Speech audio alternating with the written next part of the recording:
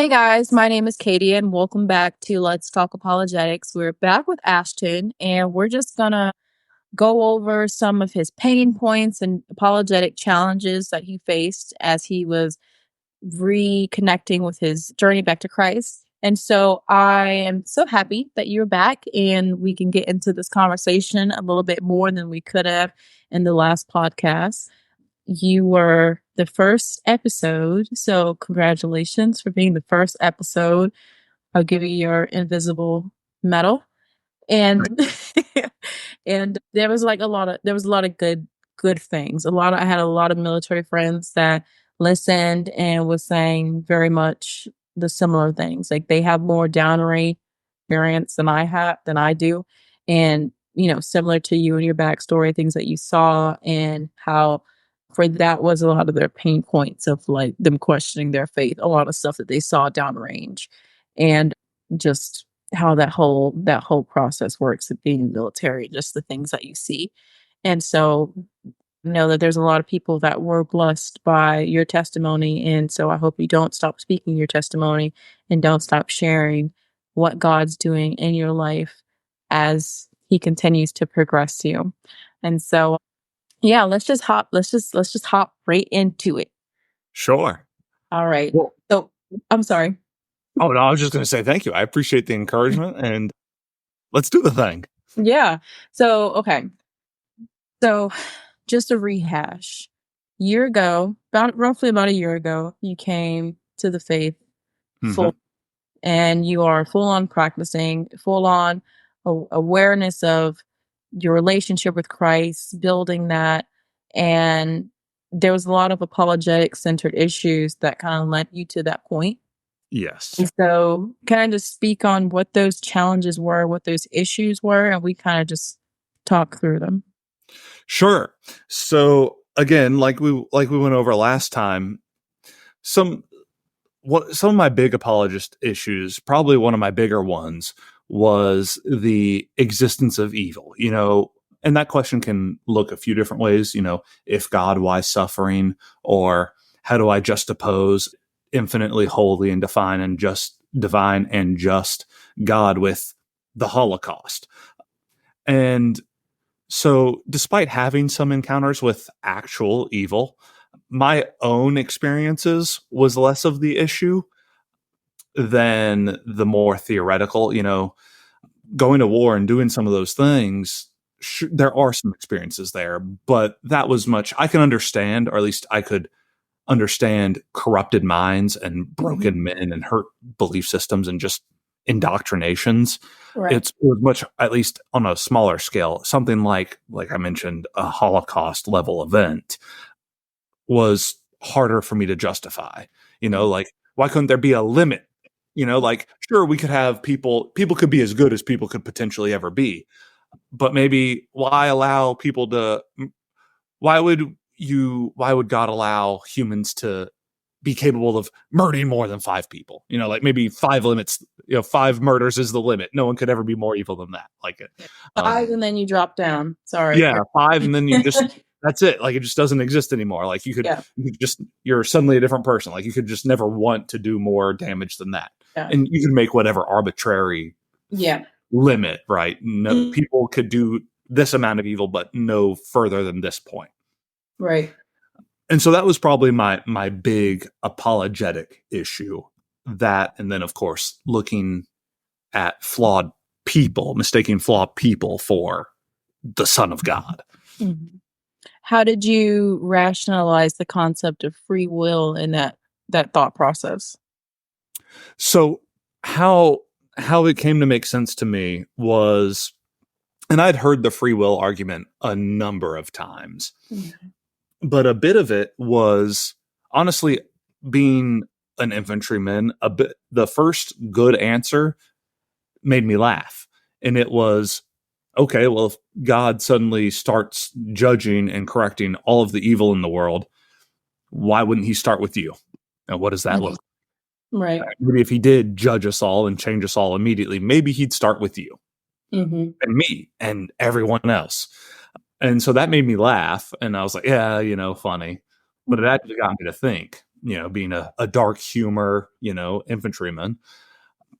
And then that got me thinking on what consent looks like from a macro level, not just as a dad of two kids, but if I was a dad of a nation. And free will is consent. Mhm. And, so I haven't heard anyone else use that word necessarily, but I use it pretty often that we serve the God of consent, like actually, because that is free will. Like, I mean, free will is kind of above that. It's a bigger umbrella. Yeah. And so stewing on that really, really won me over. So again, the Celebrate Recovery ministry in particular got my heart. It solved the heart spirit issue that I Mhm. saw that there were real Christians that were dealing with hard, terrible things that had happened to them, that they had done to others, all of the above, and that they were becoming better people, that they were being apostolic, right? That they were growing. Uh, Yeah. and then the other half was literally the next couple of days, but the following night when I started getting into the case for Christ and apologetics by a bunch of great people out there. Again, one of the ones that I think immediately recommend is Dr. Frank Turek. Mm. And so that got the brain, science mind, the philosophy side, right, the intellect. And so Mhm. once I had those, it was a very fast, under 24-hour conversion, and Yeah. it slowed down since. Yeah. Everything just began to click. Yes, ma'am. Yeah. But I mean, you would say though that process of God working on your heart, that was a gradual process for Yes. sure. Oh, yes. Very much so. Many years, in fact. I spent time talking to imams and Catholic priests and basically any religious figure that I could get access to because I knew that I was missing something. And even if it was only to receive some sort of atonement or forgiveness, so that might sound wrong, looking at other perspectives for the actions I had done. Like I specifically sought out imams to talk about Afghanistan related experiences, and so I was pursuing that kind of education because I know I didn't have the total picture. Right. Now, that was not any interest in believing in a faith, not really, but it was seeking understanding from cultural perspectives and different people with wisdom. But it now looking back on it, it's very apparent that I was very slowly just opening up. Yeah. Because I think that seeking, that journey, that's a part of it. Hmm. And I think what apologetics does is it gives the Christian faith the credibility it needs of its Yeah. own merits against everything else. And it becomes a practical faith at that point. It becomes, okay, in light of the evidence, in light of everything else that I've looked at, this is what is most credible. The issue I know with some of the girls I teach and people that I've talked to that are younger, that same issue as far as evil and suffering, why couldn't there be a limit, or how could something like, again, the Holocaust we went over with my sixth grade girls. I guess they do not teach Holocaust that young, but they learned a lot that day. And they were very, very distraught. And but it was a good lesson. It was a very, very good lesson. But it's just the realities of what limit free will is tricky. I feel like any person that you ask that question, it's a very tricky, and it's a very tricky thing. And I don't think it's tricky because people don't know the right answers or close to the right answers. I feel like it's tricky because we don't necessarily like the answer. We don't like the idea a sovereign being that has control, but feeling like there is no control at the same time. Hmm. Because if we can just be out here willy nilly doing what we want to do, then what type of world is that? And my one of my girls actually said that. She was like, "Well, what type of world is us just out here doing what we want to do? We're choosing to follow God, but what if the person that wants to do bad to us or do something wrong towards us, they don't care?" And that's true. That's Hmm. the reality of it. You Yeah. know, see that, when you're going down range and you're faced with people who have no morality. They have no anything. They have what they besides what they believe and the ideologies that they've put their faith and their trust in. And it's obviously skewed. It's obviously very, very flawed, but they believe in it wholeheartedly. And Hmm. so, yes, we will deal with those opposing forces. So in that, how did you kind of reconcile that for yourself? You kind of got into it a little bit, but kind of get more into like how you reconcile that with yourself and what you're still struggling with. Sure. So, particularly when it comes to this is actually a message I really quite like. Ephesians 6:12 has for the longest time probably been the verse, particularly in an infantry culture, that I just keep coming back to. Hmm. I would hate to try to say that I have one favorite verse in the Bible, but it's the one that is so immediately applicable to me that I just keep seeing over and over again, particularly as I try to spread the gospel to young infantrymen. For we wrestle not against flesh and blood, but against principalities, against rulers of darkness in high places, against spiritual wickedness in the heavenly realm. And it is so apparent that you might get into a gunfight with whoever, right? Some terrorist organization, because that's been, the recent history of the United States Army, at least as I've been growing up in it. So that's immediately what my mind jumps to. You might get in a gunfight, deal with IED blasts, pick up pieces of little girls that have been hacked up by machetes from an elementary school that you built by your own hands and are half burned down and blown up. And you're putting those pieces back in body bags and trying to figure out who they belong to for a couple of days. That might be your job. And that happens. That is real. But the reason why those actions are being taken are because hurt people hurt people. Yep. What twisted ideologies, principles of thoughts, illogical thought patterns, corrupted beliefs, wrongful authority, forcing and directing how they would grow and see the world. All of those things are actually what you're fighting. Yeah. You can't, as we've seen, even from our own nation's history, let alone world history, you can't kill an idea.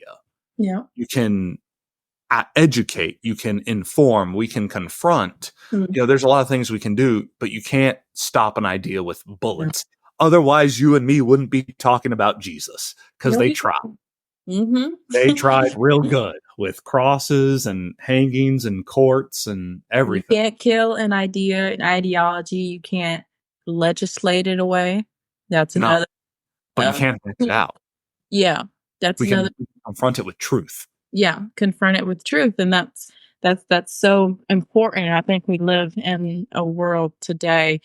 I feel like our legislative body and legislative process has kind of gotten so crazy where we think we can regulate people's speech, we can regulate people's what they think and what they do, and it's like we cannot. And that's so very important. One of the things that is big in our youth today and what they're learning in college and within secular thought is the idea of moral relativity. Hmm. And everyone has their different truth. Everyone has you're right because you're Christian, I'm right because I'm atheist. And, we don't have to be, everything is relative. What's your kind of position on moral relativity, especially when you deal with people whose morals, their ethics, their values are very much awful. Again, you deal with people that are, in the military, when you downrange, that are despicable people. And but in no way, shape could someone say, well, that's their truth. It's okay for them, but not for you. Yeah, It's wrong for you to try to impart your morals against that person. That's just wrong. What do you say to like moral relativity and how have you kind of like thought through that process? sure. Well, so it becomes very fun because we all have a moral standard. Everybody believes in something. We all put our faith in something. What is that thing for you as an individual? It's something we need to stew on and spend some time thinking about. even if you don't believe that morality comes from a divine lawgiver, a divine moral maker, right? Which for us is God and the Father through faith in Jesus Christ the Son. If you don't have that, where does your morality come from? Does it just come from, tribal evolution, tribal good through an evolutionary chain? How quickly does that degrade? Does it come from your own thoughts as an individual? You get to pick your truth, then there is none. It's completely open to everyone. And if it's open to everyone, then it's closed to everyone. And then you're no more of an authority than literally any other human. But that's not but that's not how we are, right? I've got plenty of friends that are on every facet of any sort of religious, emotional, spiritual spectrum. And almost all of us agree that murder is wrong, that the big issues are bad, that people get married, even though the marriage rate seems to be terrible. And by any secular grading measurement, it doesn't seem like a good idea, which is why we're seeing it decline. But people are still doing it. And I just use that as a parallel. I use that parallel of marriage because there's something in you, even when it doesn't make sense, that you want to do it because you were probably made for it. That it's a part of your being because your being was made. So and some people might not want to get into that, but it's very much the truth. And there's no other way for us to share so many ideas and on marriage or what is evil and not acceptable, despite religion, despite whatever political side you're on, despite jobs and life experiences. We know hurting our mothers to be wrong. We know murdering people to be wrong. We even other felons attack child, pedophiles and rapists and murder them in prison. We know these things to be wrong, even other deeply hurt, tragic people.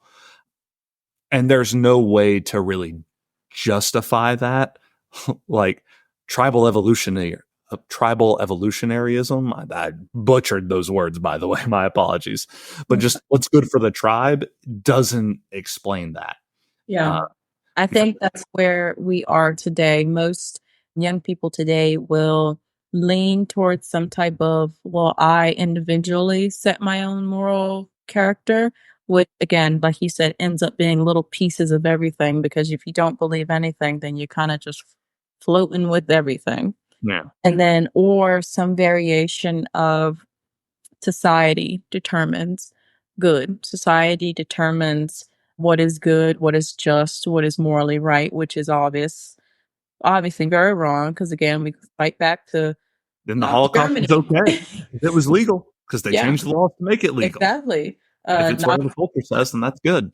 Exactly. Nazi me being Black in America. Like there was lots of things that happened where I would not be sitting here right there right now if you still actually truly believe those things. And so it's scary to think, and I wonder if it is like a situation where people who have lived in a civilized society for so long, who they can say, okay, yeah, I'm fine with my society creating these structures of moral goodness because yeah, there's some bad things that happen, but overall, we all agree that murder is bad. Overall, we all agree that someone burglarizing your home is bad. So I can be okay with the society take on it because I live in a civilized nation. But that's not the case for many parts of the world. And so that's when it becomes, this will make one of those difficult things for people because, that's saying you're lucky because of just where you were born. But God is so beyond that. God and just is so beyond that again, it's crazy because then there's the whole issue of privilege and this and that and you're more privileged or you're my privileged and I'm just like the conversation is just exhausting.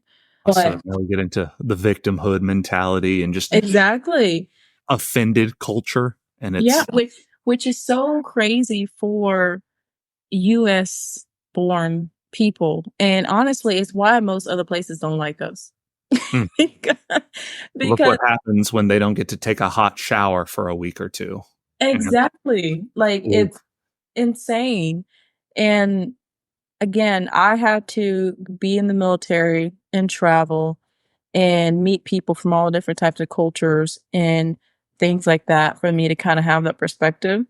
But Mhm. that's not the case for most people. And so how do you think that we can instill that God perspective, that perspective of, I don't know, just outside of themselves, outside of their bubble? Like, what needs to change for our youth to kind of have that, do you think?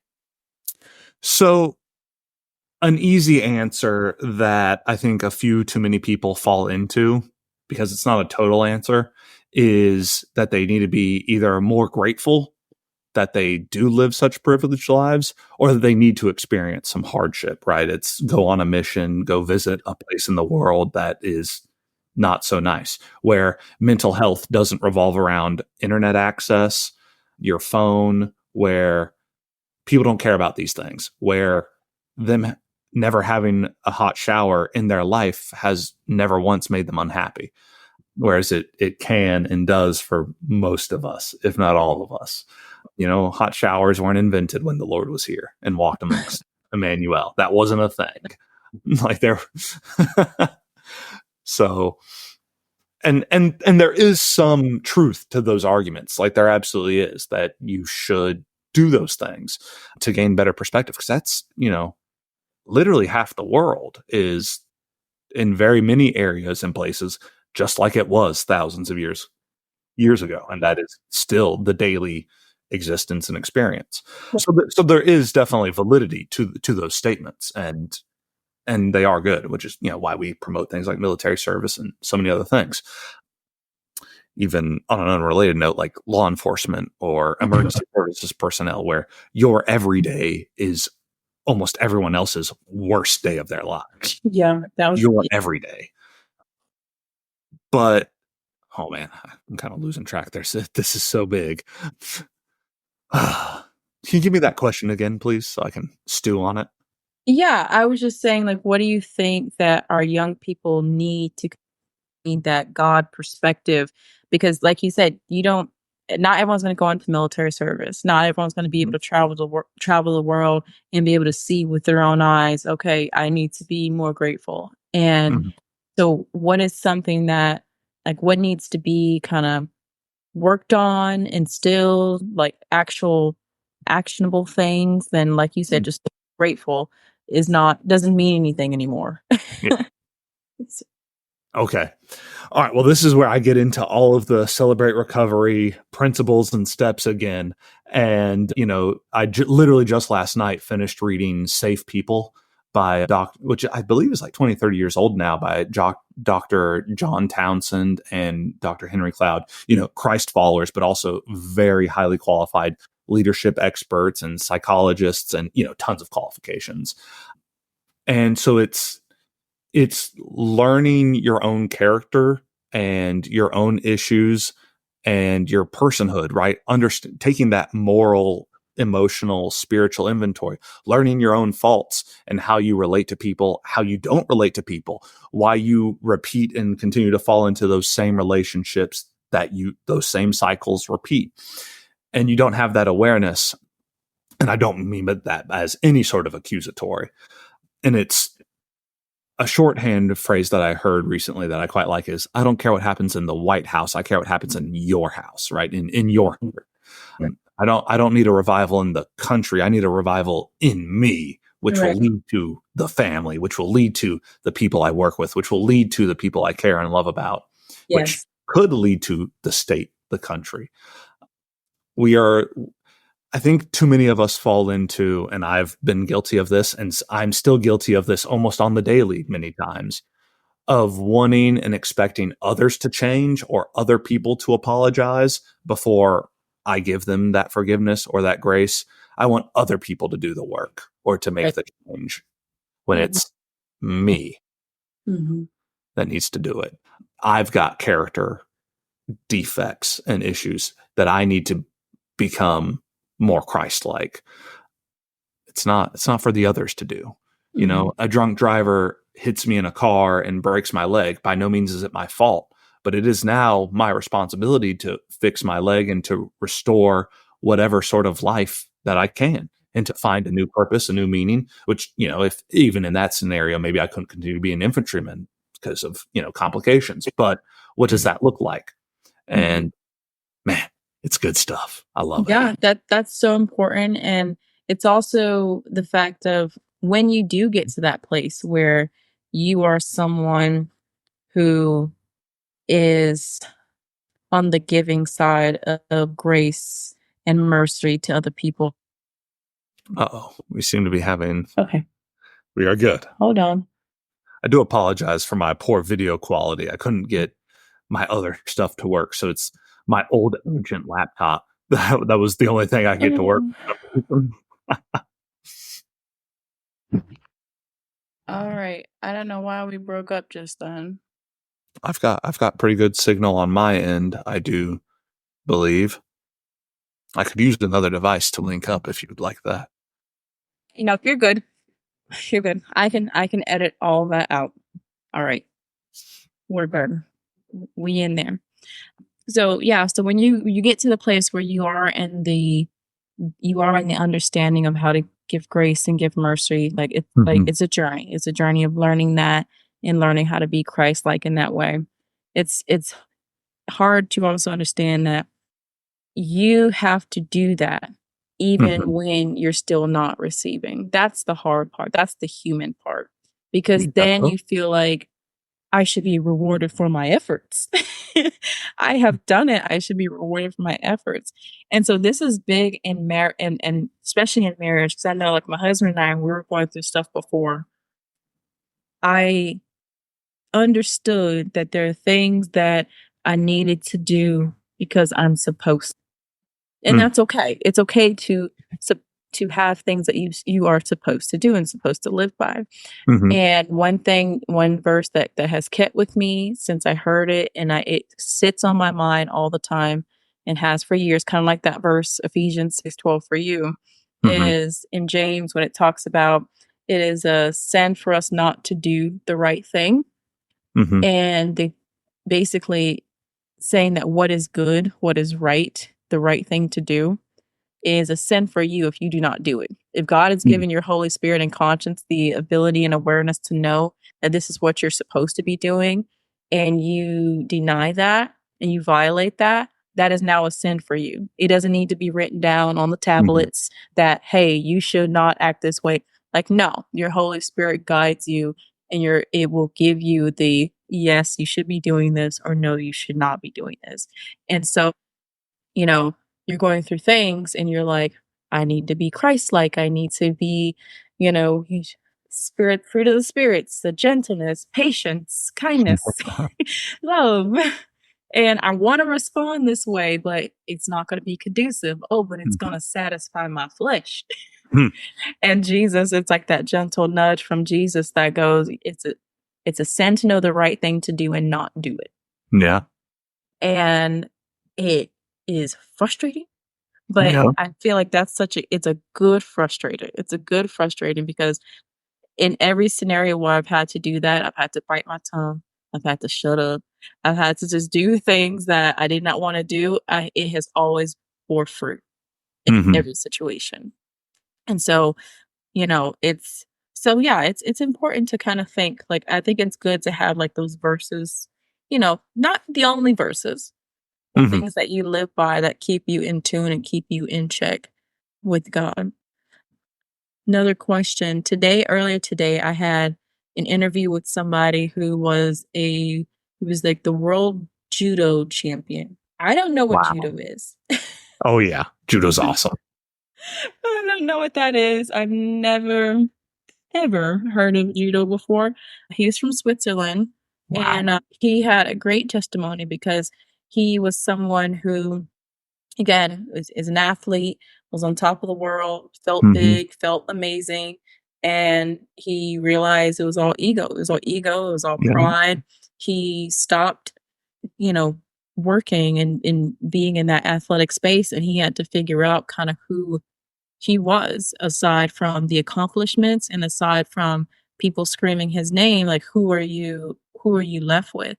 And we got into a good conversation about the need to go through challenges that make us resilient and that make us tough, and how that Mhm. is necessary for our faith with Christ.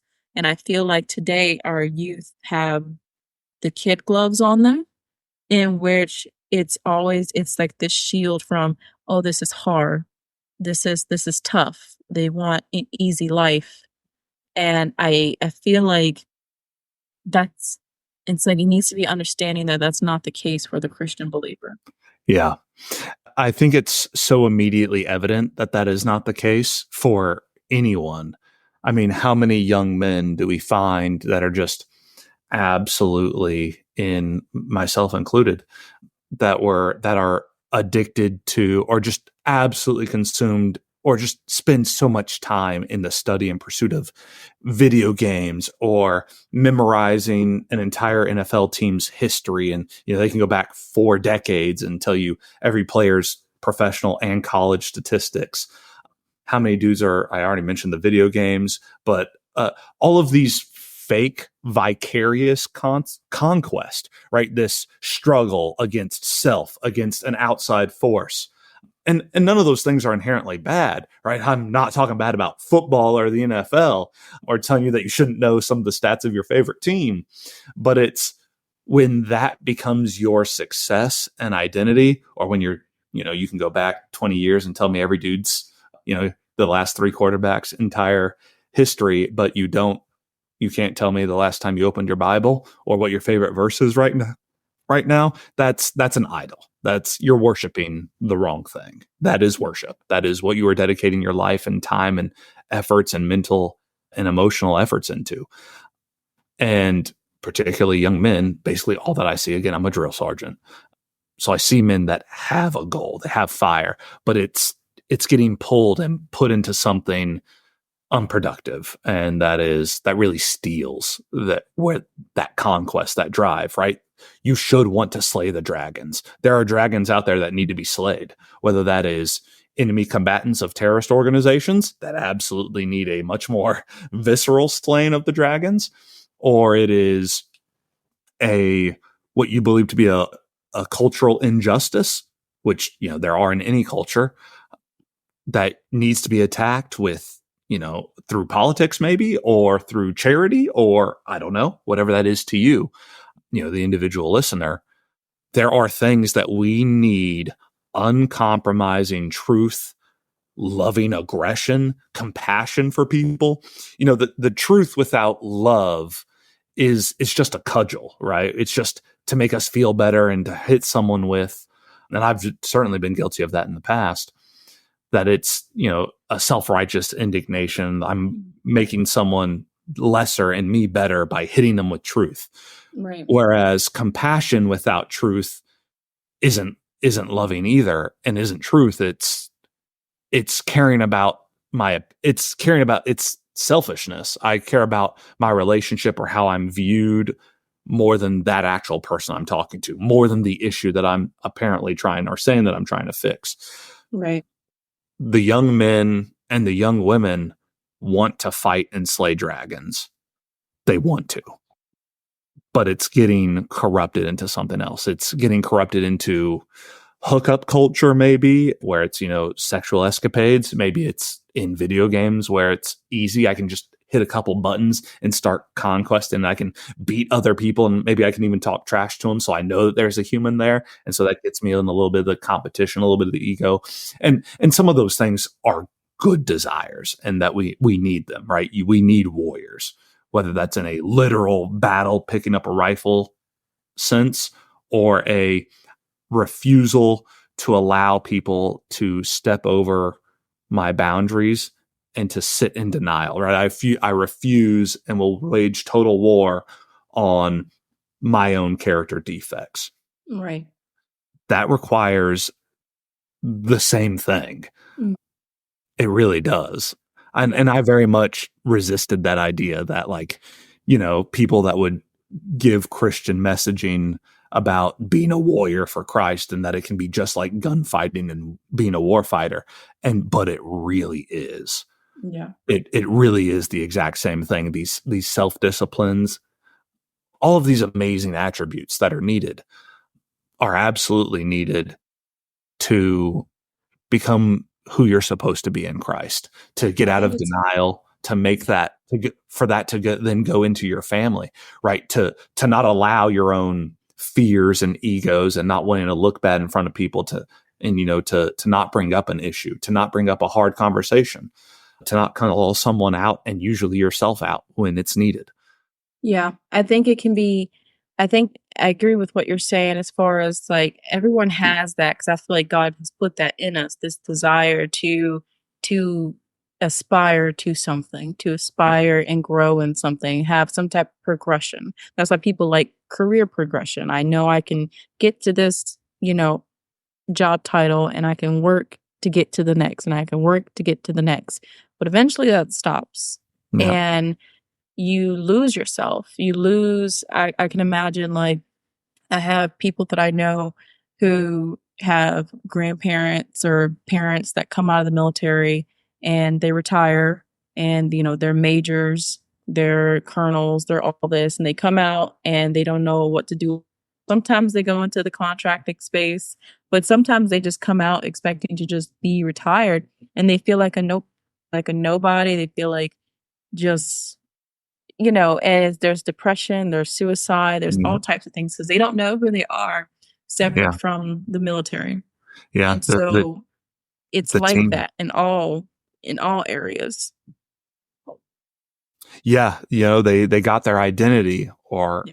they put their identity in a team, in a mission, in a goal, in a physical ability, maybe in the case of a judo world champion. And by the way, having done the MMA thing a little bit and dabbled in all kinds of martial arts, to include the nerdy ones, but by no means expert in any of them, still very much a scrub and novice. But I've always found judo to kind of just be the most entertaining. It's the most fun. You bring out big crash pads, everybody's throwing each other on giant pads. It's a really good time. I find judo to be probably the most fun martial art. Just a quick aside. So I'm definitely listening to that other one. Yes. We gotta be careful for some of us doers to not allow ourselves rest. And I very much am this kind of person as well. We need relationships with other people. We were not meant to do this walk alone. We need to ask for help. There are people that are supposed to help you, right? The church is the kingdom of God for a reason. We're supposed to work together. You need help on something. I'm willing to say that every single person alive needs help from someone else right now in some way. And So you I definitely need toughness and grit and passion and long suffering and endurance. We need it. Yeah, But that can't be without relationships. That can't be exactly. without compassion, without empathy. Right. It just leads to a different issue. Again, I just love the book Safe People that I finished reading. Again, part of our many of our leaders that I'm currently listening to and people that have some authority to speak into my life currently really push a very similar stuff, whether it be the Celebrate Recovery materials or that book Safe People.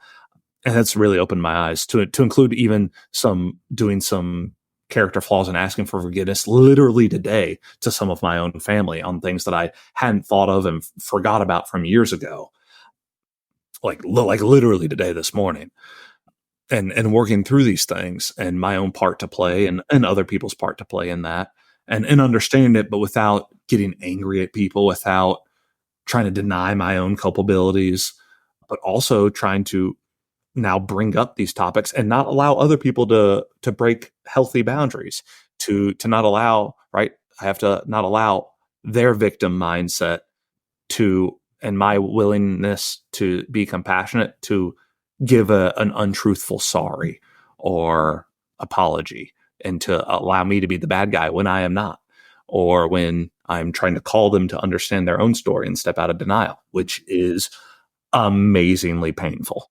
Thank you so much.